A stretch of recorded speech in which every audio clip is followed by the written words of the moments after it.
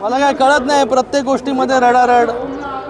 Bag check केली की रडारड, helicopter थांबलं तिथे तर रडारड. टेक्निकल गोष्टी असतात, त्यांनी देखील या महाराष्ट्राचं नेतृत्व केलेलं आहे.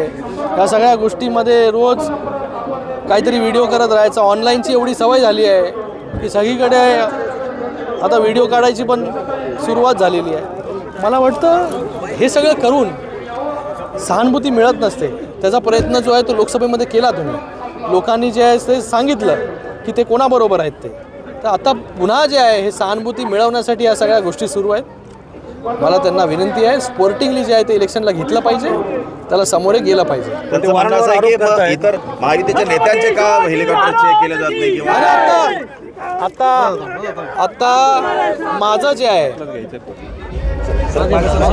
मी आता हेलिकॉप्टरमध्ये उतरल्यानंतर माझ्या देखील बॅग चेक केल्या. माननीय मुख्यमंत्री महोदयांच्या बॅग काल 2 वेळा चेक केल्या. उपमुख्यमंत्री महोदयांच्या बॅग चेक केल्या. नियम सगळ्यांना सेम आहे. बॅगेमध्ये काय आहे का लपवण्यासारखं? आपण जर बघितलं तर जरांगेंच्या सोबत असलेले जे मुस्लिम संघटना आहे त्यांनी फतवा जारी केला आहे आणि आघाडीला पाठिंबा दिला आहे. कसं बघताय या सगळ्या? बघा, मला वाटतं आता ज्या प्रकारे लोकसभेमध्ये फतवे काढले गेले, लोकांना जे दिशाभूल केली गेली, या विधानसभेमध्ये हे बिलकुल चालणार नाही. लोक जे विकासाबरोबर उभे राहतात.